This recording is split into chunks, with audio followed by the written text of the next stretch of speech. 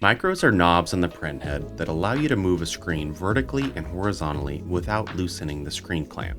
If a screen is off by a hair, you can make the smallest adjustments with the twist of a knob. Micros make it much easier to register screens, streamlining the pre-production process.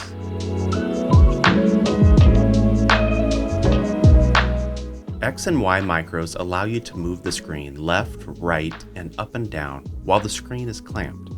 This lets you make super precise adjustments without having to nudge the screen like you normally would without micros.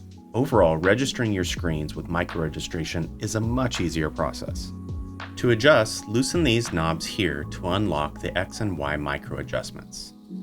Then use these instruments here to align the screen up and down.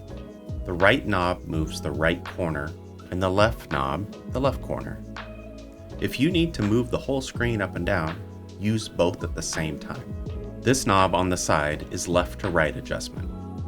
A good tip is to make sure all your platens are the same distance away and all locked in place while registering.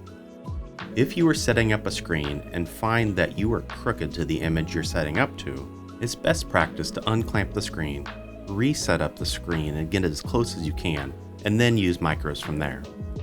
This is the tilt micro. You can loosen this to adjust the tilt of your printhead.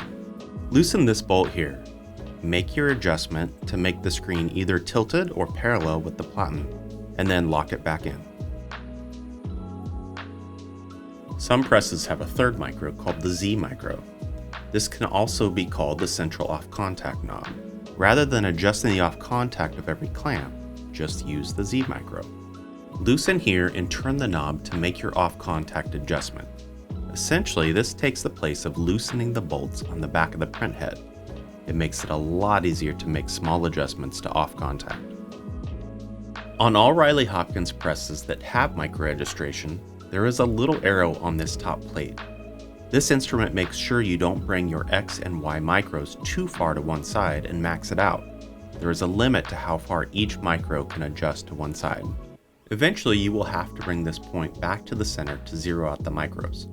It's best practice to zero out your micros after every job. Make sure to tighten all the locking knobs back up and you're ready to start printing. For more info and helpful diagrams, check out the blog linked in the description.